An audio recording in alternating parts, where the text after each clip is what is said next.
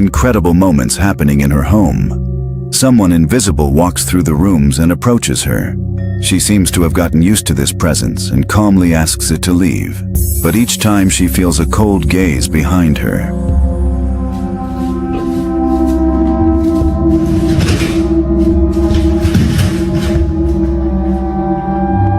Not again, don't start again! Not! Okay, I swear to God. Where are you? Show yourself!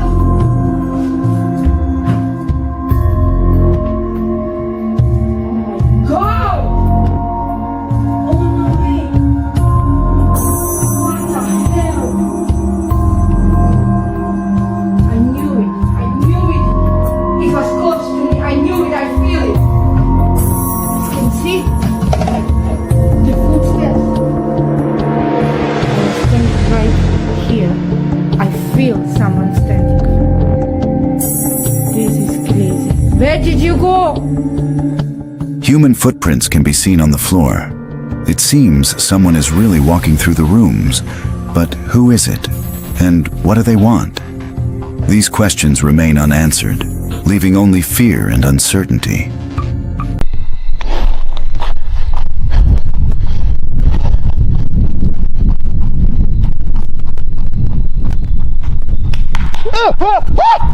Whoa! No. Fucking fuck you, motherfucker! I'll fucking beat your ass with this fucking flashlight if I find you.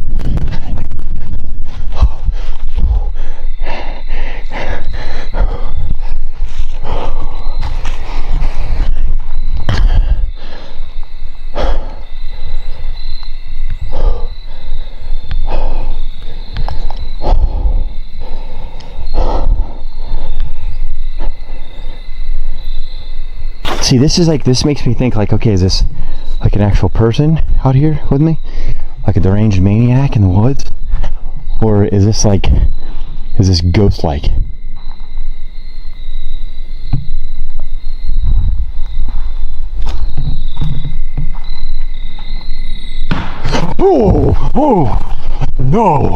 No fucking way.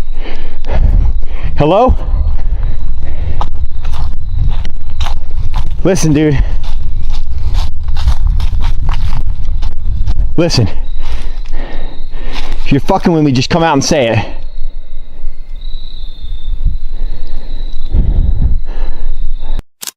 The noises didn't stop. Instead, they grew louder and more deliberate. Soon, CJ began hearing something even stranger. Clear clapping sounds echoing through the trees, followed by the sharp crack of wood knocking somewhere in the darkness. Each sound carried through the silent forest, sending a wave of dread through him. No figure stepped out from the shadows, but the sounds alone were enough to make the situation deeply unsettling. It felt as if someone was just beyond the edge of his campsite, moving quietly through the darkness while staying hidden from view. The pattern of the noises didn't feel random either. It felt calculated, almost as if whoever was out there was slowly circling closer. That was enough for CJ. Realizing that staying outside any longer could put him in danger, he quickly retreated back into his van and shut the doors, hoping the metal walls would give him some sense of protection. But the night was far from over. Sometime later, CJ was suddenly jolted awake by something even more terrifying.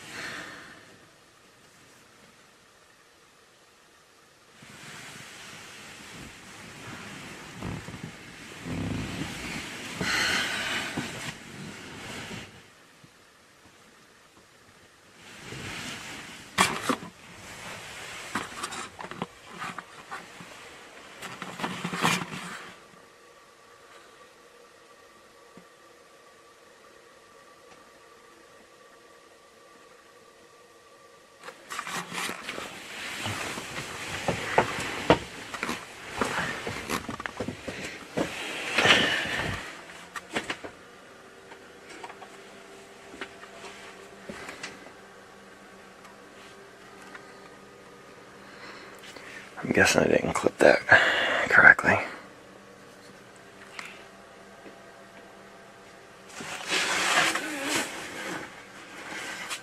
Door's still locked.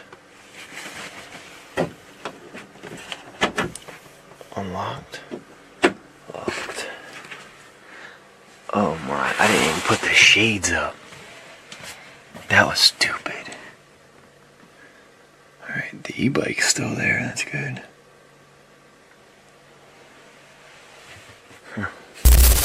He was jolted awake by the unmistakable sound of someone pulling on the door handles of his van, as if trying to get inside.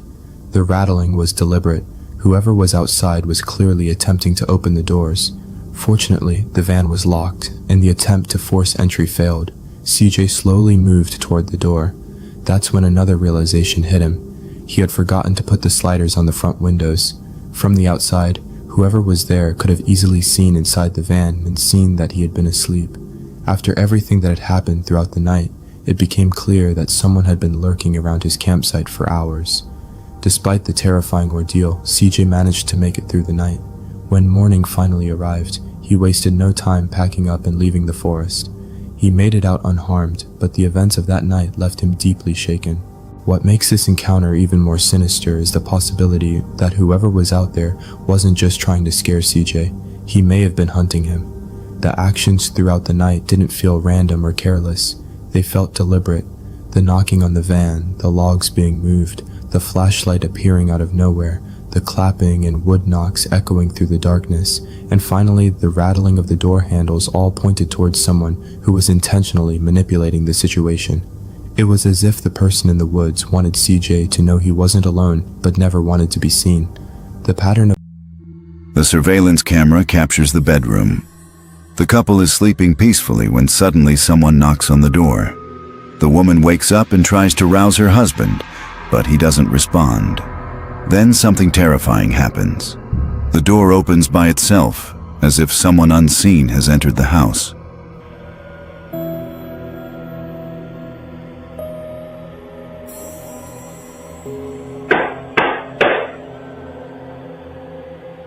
Baby, wake up. Wake up. Wake up. Up, baby. Up! What the fuck? What the fuck, baby? Wake up, wake up, wake up. Open the door. Aren't you waking up?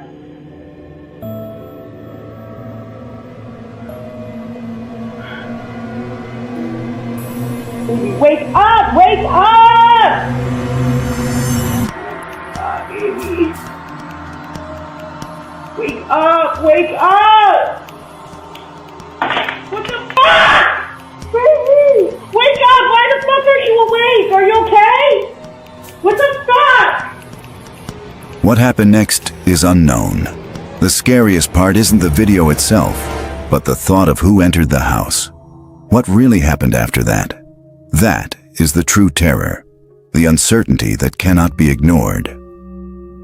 This video comes from a travel content creator behind the YouTube channel Jessie Carr, where she documents her journeys across the world, sharing her lifestyle, local food, and the unique experiences she encounters in different countries. She's known for her genuine, open nature, something that often shapes the way she connects with people along the way. But on September 15th, 2025, that same openness placed her in a situation that felt far less comfortable than expected. In this particular video, she was in Samoa, planning a simple visit to the Afu Ao waterfall for a quick swim while filming. What started as a routine stop, quiet, scenic, and familiar, gradually shifted into something far more unsettling. Okay, I don't know if I'm meant to park here, but anywho, this is the spot, and I think it's just me. Ah! Wait, let's go check it out quickly. Oh my goodness. Wow.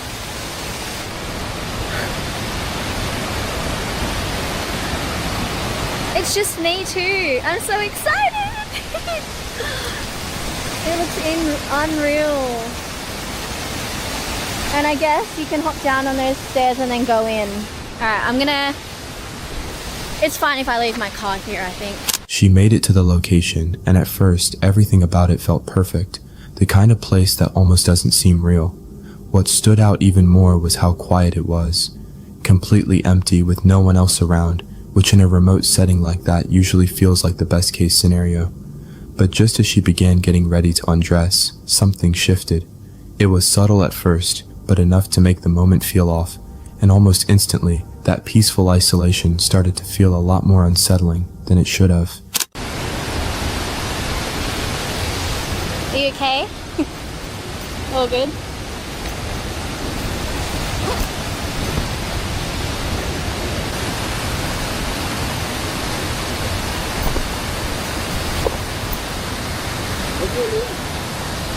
Jesse.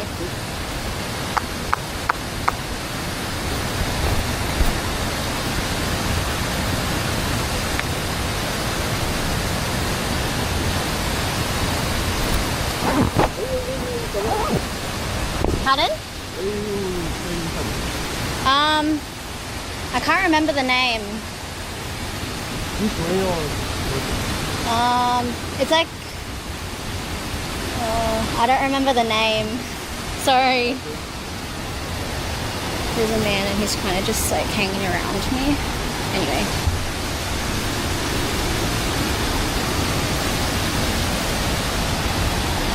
Just gotta be careful not to slip.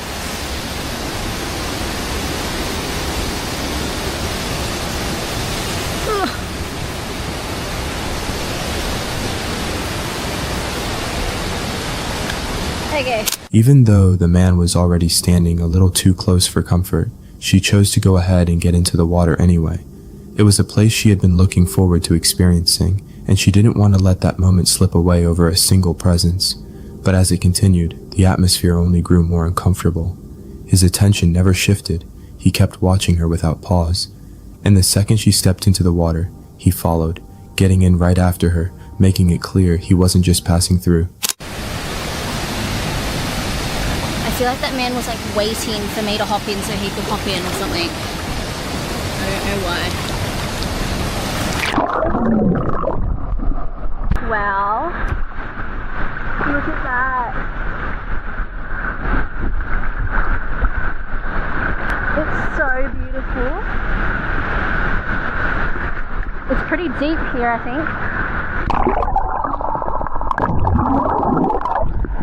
Shit, it's so deep.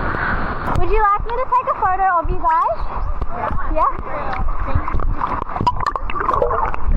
Okay. That's okay. So the ladies... Pardon? Over there? I'll try. No, all good. The man is telling me that I should go over here. So I'm gonna try actually, because I feel like it would be nice to. Fortunately, there was another couple nearby, and their presence brought a small sense of relief. It wasn't enough to fully ease the tension, but at least she wasn't completely alone anymore. Still, the man didn't back off. He kept trying to interact, even gesturing toward a nearby cave as if urging her to go explore it. She subtly moved farther away, creating some distance, and for a moment, it felt like things might settle. But then it shifted again. The man suddenly jumped into the water, quietly, almost deliberately, moving in a way that made it seem like he was trying to get closer without drawing attention.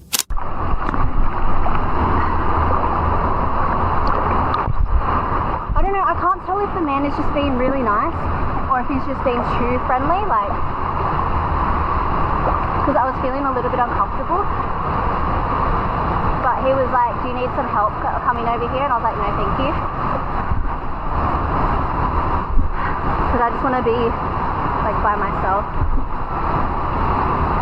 with no men around, preferably. Okay, this. Oh my gosh! Oh my gosh! You scared me. I'm good, thanks.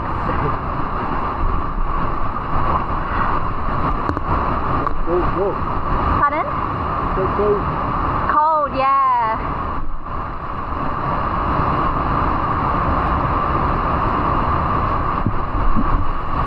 I'm 25.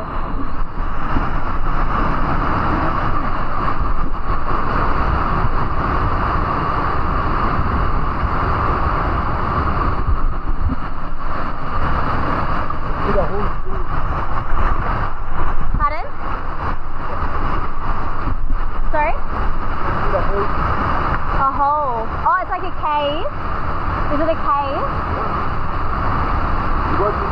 Yeah? Okay. I'm okay. You go, I'll follow you. The man suddenly reappeared, catching her off guard, and once again insisted on showing her the cave. Jessie, trying to stay polite and give him the benefit of the doubt, went along with it despite the growing discomfort she was clearly feeling. As he guided her through the area, there were brief moments where it almost felt harmless, like maybe he was just being friendly, and for a second she seemed to ease up, but that didn't last. When he offered to help her climb up a rock, the situation shifted quickly. His behavior crossed a line, becoming clearly inappropriate, and any sense of normalcy disappeared. At that point, she didn't hesitate. She made it clear she wanted to leave and head straight back to her car. But even that didn't end it. He followed her the entire way back, refusing to keep his distance, turning what should have been a simple exit into something far more unsettling. Okay, we'll go back.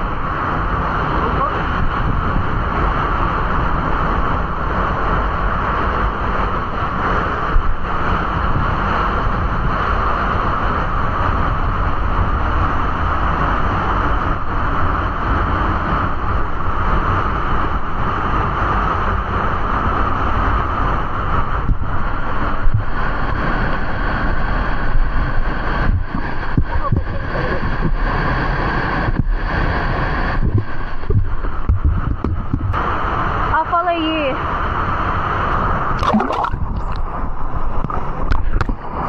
Okay, I think I'm gonna go now.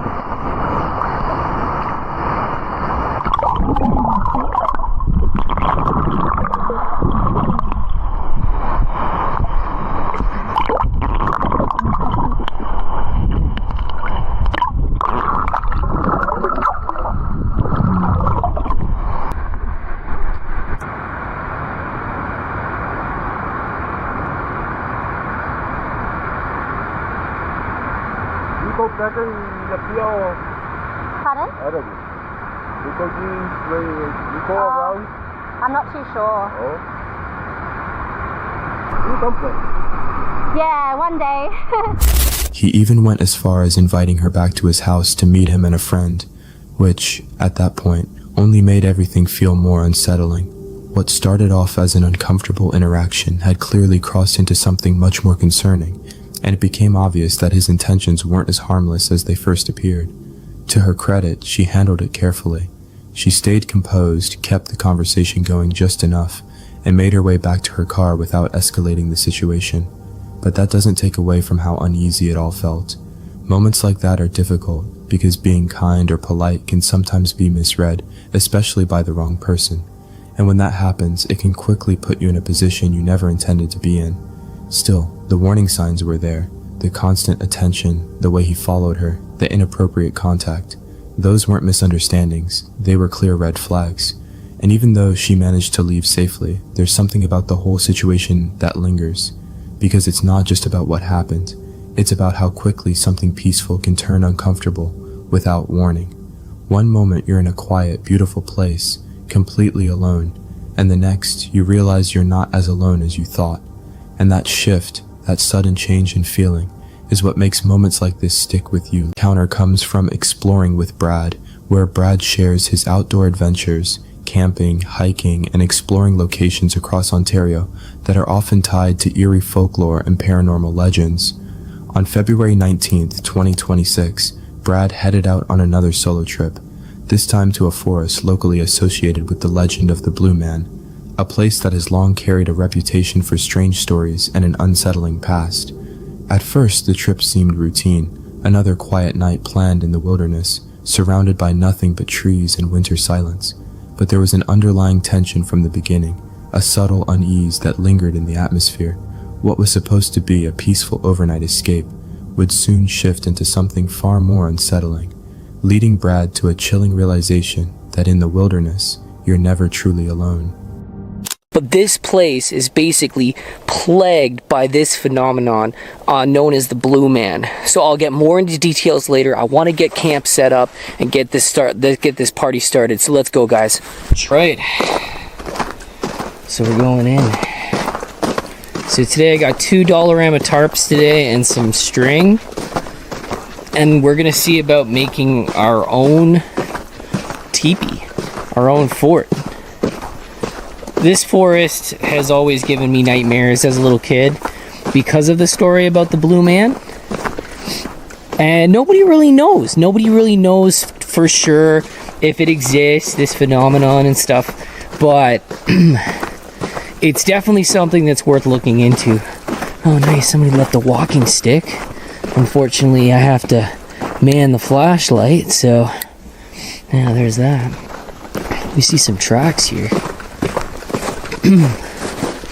That's definitely an animal or creature of some kind. Look at that. Those are quite big too. Look at that. Maybe a deer? I don't know. It's hard to say at this point.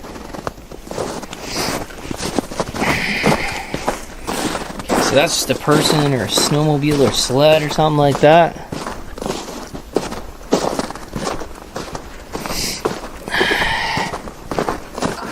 I accidentally put the light in my eyes. That wasn't fun, was it?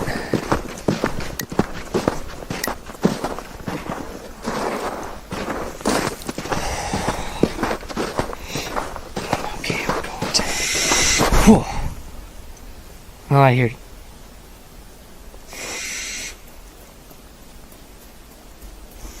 I heard it again, but I heard like movement, like there was running.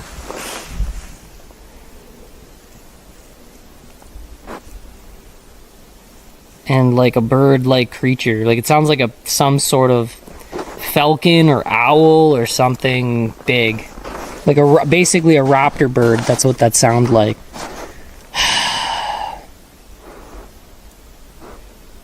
I heard that running though. I don't know if the camera picked it up or not. Coming from over here. Okay, I'll go down. As he made his way toward his chosen campsite, a sudden hissing or snarling sound broke the silence, animalistic but strangely unfamiliar. He also thought he heard movement nearby, though his camera didn't clearly pick it up. Assuming it was just wildlife, Brad brushed it off and continued hiking. After reaching his spot, he began setting up his tent for the night, unaware that the unsettling noise might have been more than a random disturbance in the woods. Just show you the opening because I have to go in the snow to kind of show it, but yeah, so I have like a few walls up. Obviously if it rains I'm out of luck because I left an opening in the top, but I kind of wanted that and stuff, so that's kind of my fort for now. After setting up his tent, he gathered firewood and built a small fire, settling into the quiet rhythm of the night. For a while, nothing unusual happened. The forest remained still, almost too calm, and eventually the exhaustion from the day caught up with him. Deciding to rest, Brad lay down inside his tent and drifted off to sleep, leaving his spirit talker running beside him. But sometime later, in the middle of the night, something unsettling suddenly jolted him awake.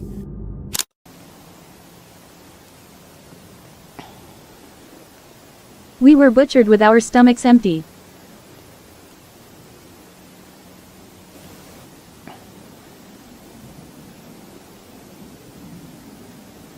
Pieces of my body scattered. Will you help me find them?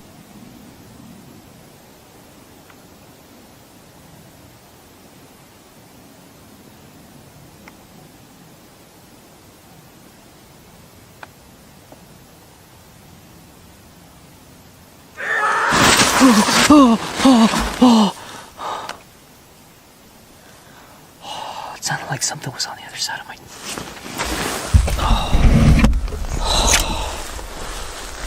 It sounded like something was on the other side of my tent. Over here.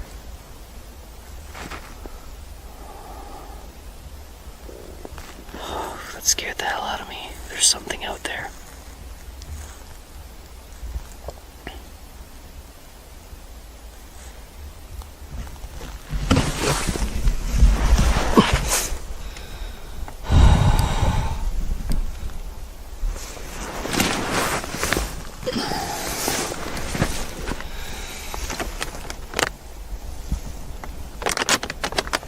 Hello?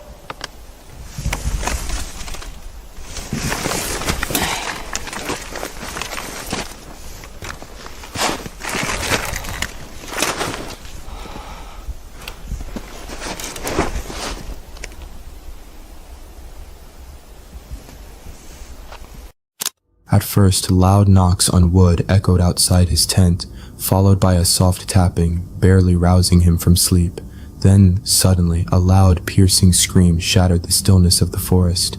The sound was chilling, human, not animal, and it jolted him fully awake. Fear surged through him as he scrambled to comprehend what had just occurred.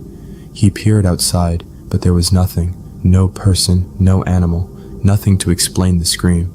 Trying to calm his nerves, he stayed alert, scanning the area around his tent. That's when his eyes caught something strange, small wooden eggs placed at the corner of his campsite, and in that instant something far more terrifying revealed itself, leaving him frozen with dread. And I found this outside my tent. They look like little wooden eggs.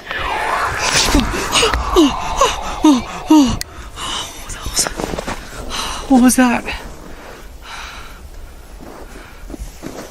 I can't stay here. There's something out there.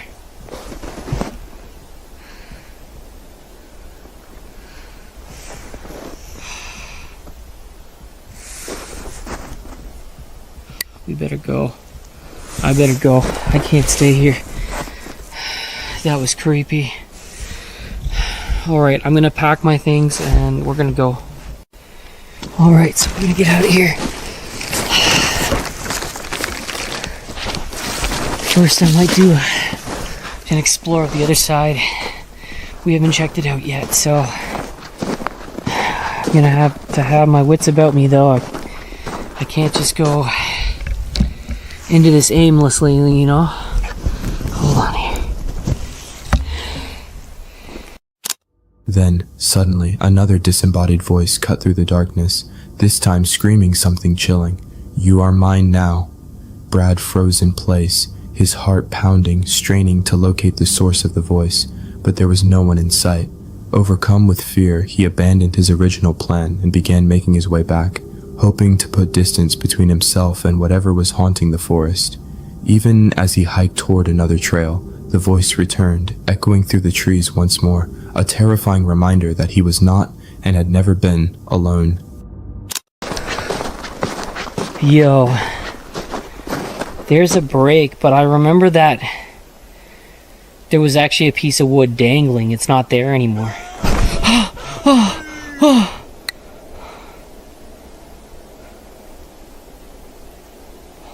Hello?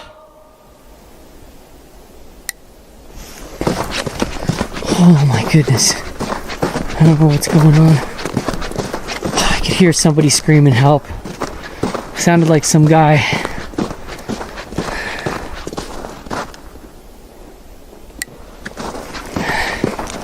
Let's go. Let's go check it out. Oh man.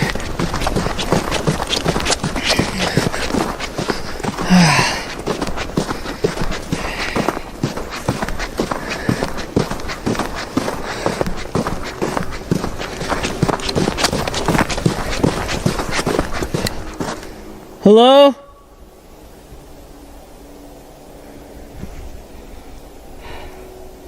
Someone out there?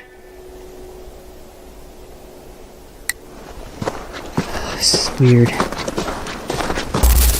As Brad pressed on through the forest, the distorted voice returned. This time, a chilling combination of crying and frantic screams for help. Instinctively, he ran toward the sound, calling out into the shadows, but no one answered. The woods were silent, eerily empty, and the weight of isolation pressed down on him. His heart pounded as a growing sense of dread sank in. Whatever was out there had been watching him the entire time. Pieces of the night's unsettling event slowly began to fit together. The strange, almost serpentine hissing he had heard while hiking, the blood-curdling screams that had pierced the stillness of his tent, the deliberate knocks and tapping on wood, and then the distorted, disembodied voice whispering in a chilling tone, "You are mine now." Nothing about it seemed random or coincidental. Each sound, each movement was calculated, as if designed to unnerve him, to test his reactions, and to manipulate him. Brad's mind raced as a horrifying realization sank in. He had been drawn into a trap. Something, or someone, was stalking him, perfectly hidden among the trees and shadows, moving silently yet deliberately. The entity seemed to mimic human sounds, twisting them into terrifying forms to lure him closer, to confuse and disorient him. Every instinct screamed danger, and with mounting dread, Brad understood the terrifying truth. He was never alone in this forest. He was being hunted, watched, and manipulated by something that was patient, intelligent, and utterly unseen. Suddenly, the legend of the Blue Man wasn't just a story anymore. This forest, with its chilling history, had revealed its true nature. The danger was real, and lingering any longer could have had devastating consequences. Trusting his instincts, Brad abandoned his exploration and hurried along the trail, putting as much distance as possible between himself and the forest. He emerged unharmed, but the memory of the screams, the hidden presence, and the creeping sense of being watched left an indelible mark. It was a terrifying reminder that some places are best left alone, for the moment you step too far into the unknown,